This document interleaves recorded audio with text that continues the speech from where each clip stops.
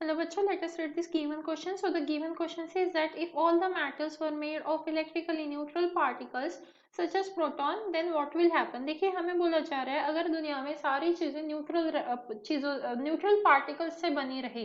अब neutral particle मतलब कौन रहता है? हमारा न्यूट्रॉन्स रहते हैं। तो हमसे बोला जा रहा है अगर दुनिया में सारी चीजें न्यूट्रॉन्स से बनी हुई रहेगी तो हमें जो 4 ऑप्शन दिए हैं उनमें से क्या क्या होगा।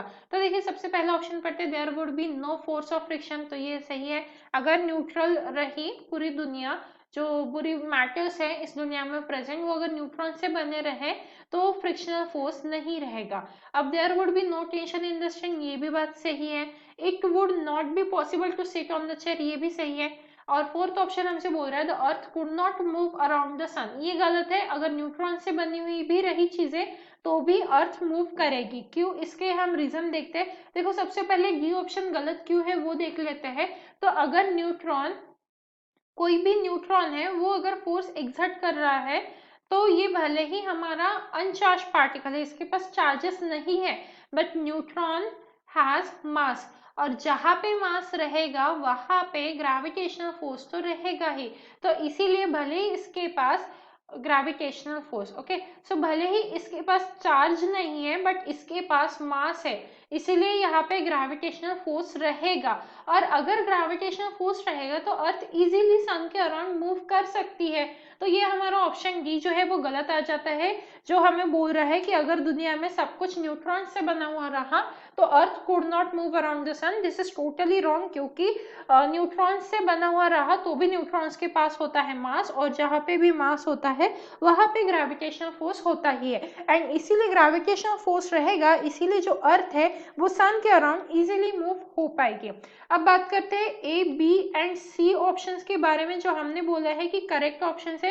तो देखो ए में बोल रहा है फ्रिक्शनल फोर्स, बी में बोल रहा है टेंशन।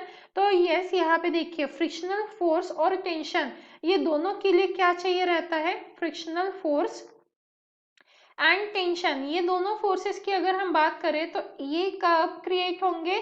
जब इलेक्ट्रोमैग्नेटिक फोर्स वहां पे रहेगा। इन दोनों के लिए क्या चाहिए? Electromagnetic force is needed. So यहाँ पे हम लिख सकते हैं इलेक्ट्रोमैग्नेटिक फोर्स इज नीडेड। अब इलेक्ट्रोमैग्नेटिक फोर्स हमें कहाँ पे देखने को मिलता है? जहां पे चार्ज पार्टिकल्स रहते हैं। So electromagnetic force this is possible only when the particles are charged. So हम यहाँ पे लिख सकते हैं this is possible only when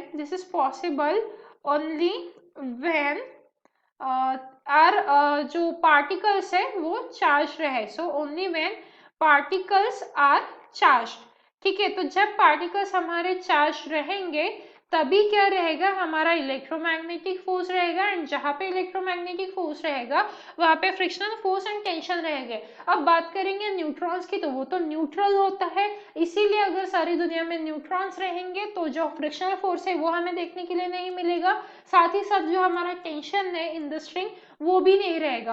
अब जो सी ऑप्शन की हम बात कर रहे हैं, it would not be possible to sit on the chair. तो देखो चेयर पे बैठने के लिए ना फ्रिक्शनल फोर्स की जरूरत होती है, और हमने अभी पढ़ा कि फ्रिक्शनल फोर्स पॉसिबल नहीं है, क्योंकि उसके लिए क्या है? पार्टिकल्स का चार्ज होना जरूरी है। तो हम सीट पे बैठ भी नहीं पाएंगे। इसीलिए final answers for this questions are A, B and C. So I hope you understood it well. All the best.